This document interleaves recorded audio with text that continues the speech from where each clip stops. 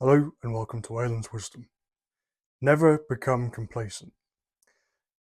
Things in the world today are moving far more rapidly than myself and others uh, would have thought they would be a couple of years ago. Now, of course, a few years ago, maybe 3 to 5 years ago, things were very, very different, especially in uh, the West, or more specifically in England and America. Of course, things are changing elsewhere, but I'm not very familiar with uh, other parts of Europe and the other ex-colonies. But things are moving in a particular way, and for someone like myself, things are moving in quite a good direction. Things are moving rightward in politics. People are becoming more aware of their innate need for transcendence, and although in England we are ruled by a rather strange government, we can see that the cracks are starting to form and uh, they may be wanting to leave their seat soon. Whether that will transpire, I nor anyone knows for sure, but it is rather hopeful. There are some other things which are hopeful, some other things which are not so hopeful. However, there is this growing complacency, which has always been there. Our previous generations on the right have been really rather lazy, as they continue to be in other aspects of life. Not all of them, of course, there are some very hard-working people, but for the vast majority, they are really rather lazy. Now, when I say they're rather lazy, I don't mean in the sense that they're not going to protests or they're not becoming media personalities or standing for election. You know, I'm not suggesting that anyone needs to do anything like that. That's something that some people would be good at, and most people probably wouldn't be good at. However, they don't seem to want to do anything in their social lives. They don't want to go out and vote. They don't want to uh, educate themselves on the foundational beliefs and arguments on the right or on their in their political beliefs, and this is rather annoying. Uh, it's understandable still, but it is rather annoying. You see, if you leave yourself in the dark about your own beliefs, you will either become stationary or you'll also become prone to subversion from your enemies. Now, this complacency, part of it comes from the fact that a large portion of the right are actually leftists in disguise. Now, this may seem a bit strange and may seem like I'm attacking from too far to the right, but in reality, I'm merely conscious of what it means to be right wing. I'm really conscious of what that term means and what the history of it is. But many of these people who have found themselves on the right are simply people who are liberals from a number of decades ago. And I mean liberal in the proper sense, not the American sense. You see, in America, they divide themselves quite certainly between liberal and conservative, which for the rest of the world just means right and left, or Republican and Democrat. However, the truth of what rightism is and the truth of what liberalism is means that neither thing can really come together uh, too neatly or blend at all. Uh, I could go through the history of it, but that's not what this video is about. However, it is worth noting that because there are these liberals who have found themselves conservative because they're trying to conserve a an older time than now, but not necessarily something pre-modern or um, you know anything. They're not trying to preserve anything older than World War II, which is where we find some people who have the what's known as the boomer truth narrative. Um, Better people have described this more uh, precisely than I could. But you also have people who, wish to preserve time from the 1950s, or people who want to preserve things from the 1970s or the 1990s. And then you even get some people who are considered conservative who want to preserve things from the 2010s, which was the era of peak woke. So these people aren't conservatives, not in the true sense of the term. They're conservatives in the sense that they're wanting to conserve something, but what they're wanting to conserve is a slightly older version of leftism. And so, really, I would say they're not really right wing. But where this complacency comes into play with this is that when they win bringing the tide of leftism back, of extreme leftism that our governments seem to long for. And I say extreme in the sense that it's not necessarily far left, but extreme in that despite their economic policies being quite centrist, their social policies are fairly far to the left, but also very wacky. They're very unnatural, and they're very their their actual understanding of reality is really odd. Um, Now, someone else could probably put what I'm talking about into better, more scientific terms, but I think for our purposes, it's better to understand things simply as they're odd. And they don't fit with reality, and therefore they're extreme. So these liberals on the right are seeing the small wins that we're getting when we get them, and thinking, "Oh, this is brilliant. We're getting conservatism back. We're getting tradition back." Now, I don't know about you, but I would consider tradition something a bit more primordial and a bit more perennial, or even just older than both the modern world and the lead up to the modern world, which many of these people seem to not realize that the history of the last 200 years has been really rather in their favor in terms of their beliefs. They're, they're so fortunate that they happen to believe exactly everything which has happened in the past, however long uh, they like to look at it, to be things that were done well or things that were right. And they just so happen to hold the same beliefs. Now, if you ask me, this doesn't seem like a very uh, interesting, at the very least, way of deciding what you believe in or being compelled in what you believe in. So let's try and get back to where this complacency comes from then. So they're looking at these small wins and they're thinking, well, now things are moving towards where things were 20 years ago. And they're not seeing that the things that were happening 20 years ago are exactly what has led up to what's happening now. It's not just that some people have been there and have sort of pushed things too far to the left or pushed things way off course. They were on course. The natural conclusion of the ideals of 20 years ago are exactly what we've got today. They're exactly what we had in 2020, and they're exactly what we had in 2010 as well. So I say to you, do not become complacent.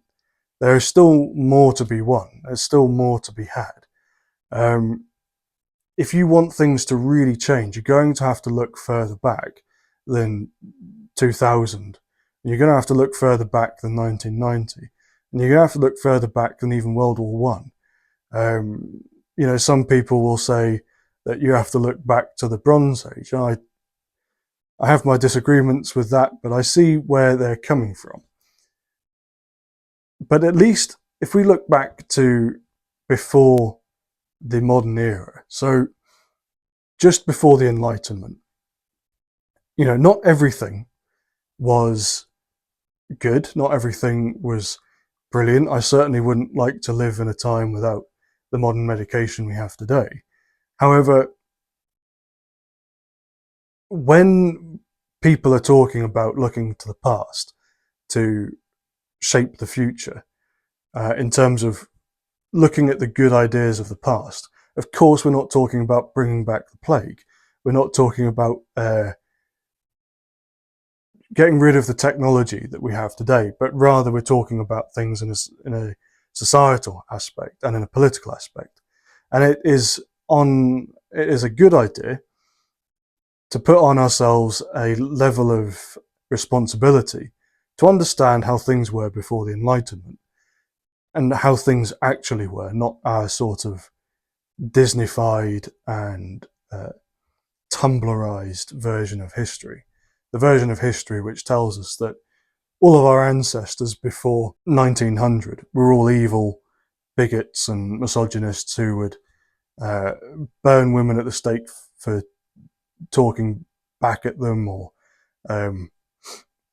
put leeches on people's eyeballs to cure blindness. Of course, there is some truth in some of that, but the majority of it and the way we think about it is completely false and flawed. And I think we have horrible histories is partly to blame. However, it does go further back than that. There are some writings about how we view history that I found very interesting. The left, specifically Marxists, have a plethora of writings about history, and they have done very well to make those writings, the way that they understand history, they've done very well to make them mainstream. And now everyone in the modern world, or in the present day rather, looks at history in the same lens, rather than looking at it either objectively or looking at it in a different way, whether that's a traditionalist way or an aristocratic way or a monarchistic way. It doesn't matter. The truth of all this is that there aren't very many popular right-wing perspectives on history, and those that exist haven't made it into the mainstream. And there are many reasons for this, and if I spoke about them, I think the video would go on for a long time. But essentially, the Marxist lens gives certain people, and gives a certain amount of people, a very real excuse to extract resources from the people around them. Whether those people have those resources or not is a different matter. But it does give them a very good excuse. And of course, they use the rhetoric of good manners, of virtue, of fairness, all these things that we generally hold dear to us, they use to guilt us into bending to them. Now, many of us, including myself, have gone past this point of feeling guilt for anything that I didn't do. But there are some people that still have this. And I think it would be very good for anybody with a traditionalist or conservative worldview to really take a look at history and understand that no one is innocent and no one today is guilty of things that they didn't do. And that no amount of mental gymnastics and no amount of clever wordplay should take us from a state of, or a certain state of certainty and of uh, love and admiration with a critical view uh, of our ancestors, rather than writing people off and saying, drawing a line and saying, well, these people are all evil and these people are all good. And then, you can see where this will become very confusing as well, because another person will draw the line at a different place. And you can see this within religion as well. You can see this within Christianity. Some Christians genuinely believe that anyone who was a Christian before the Reformation is not saved. Now, I would argue that that's not true, and I think a lot of Christians would argue that as well. A lot of Christians with a relatively decent understanding of the scriptures would understand and would believe that people before the Reformation were saved. And you can see where that kind of thinking has bled over from Christianity into Marxism. And we mustn't let that happen. We mustn't let the Marxists and Christians join together and meld their foundational ideas. So let's get back to this idea of not being complacent. Even in your personal life, complacency is a bad thing. Not moving, not striving, not cultivating some kind of vitality, and not participating within your community and your family and your country as well, and your history, is beyond laziness. Now, there are very many ways that you can do these things, and you don't need to be the next Alexander the Great, nor do you need to be Napoleon, nor do you need to be Isaac Newton, nor Galileo. But simply having a level of history within your family, among your descendants, and creating some kind of continuity, both between your ancestors and yourself and the next generations.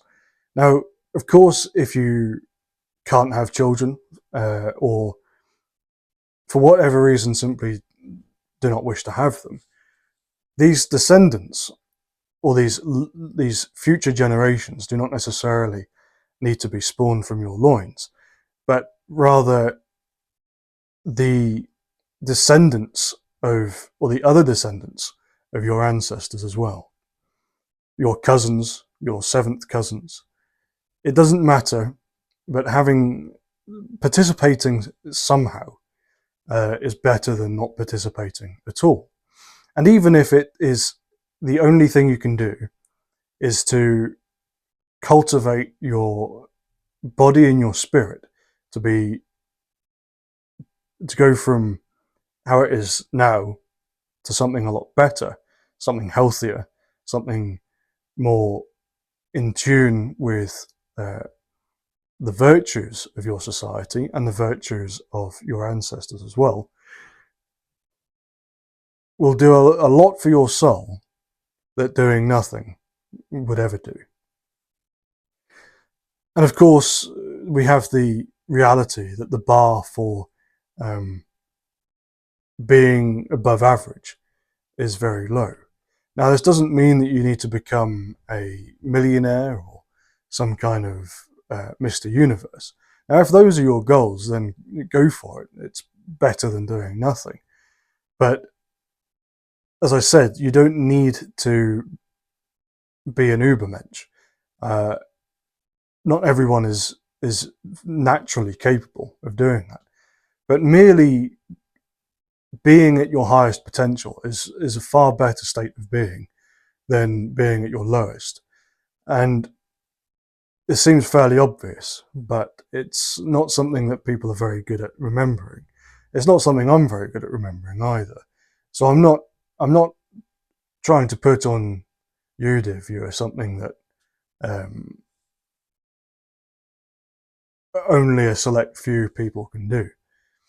Now, of course, that's the case for your personal life. However, this video really is about your political duties and your national duties. An army is not made up of a random and nebulous block of numbers. It is made up of individuals. An army cannot be 20,000 strong without 20,000 individuals. Now, this doesn't mean individuals in an atomized and um, everyone has their own kind of special and magical particularities, but rather that it's simply the nature of a mass group of people that it's made up of individuals. And if you want your movement or uh, your belief or political idea to grow, you actually have to be part of it. You can't just sit around and watch everyone do the work for you. It's like when we say, oh, we won World War II.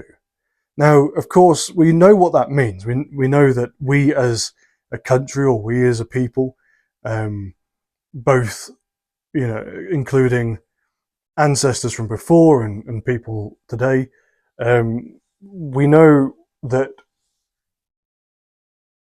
we're not talking about ourselves as individuals.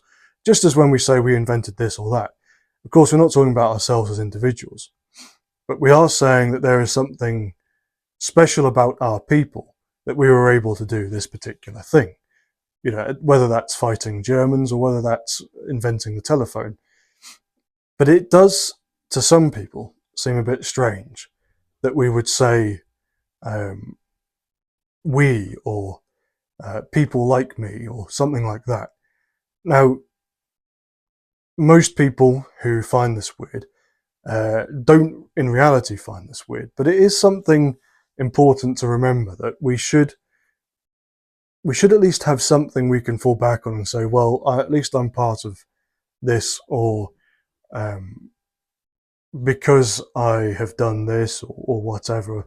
Even when we tell ourselves this, even when we sort of tell ourselves our own story, we can be comfortable and safe in the knowledge that we have done such and such thing, rather than feeling guilty for not having been born in 1930 and being old enough to then uh, fight in World War II.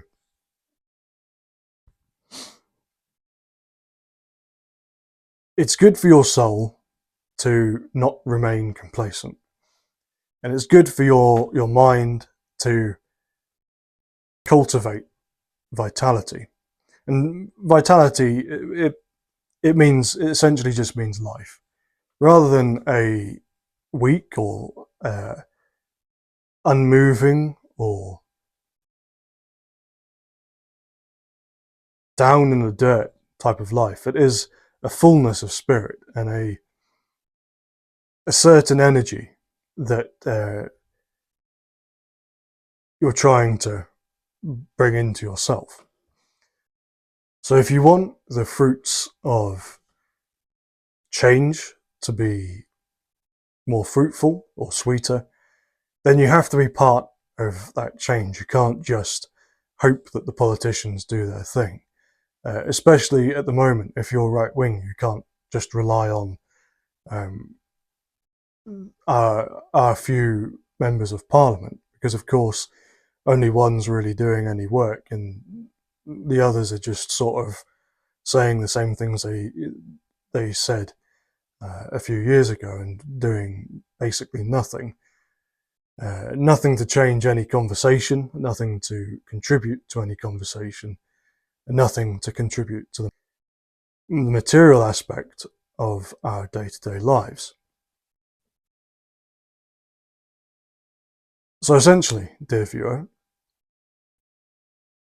whenever you feel yourself becoming comfortable with the way in which the world is, remind yourself that comfort will not last long, and that comfort may even bring about the discomfort. And instead of complaining, instead of cheering, start doing. Thank you very much for watching. Goodbye.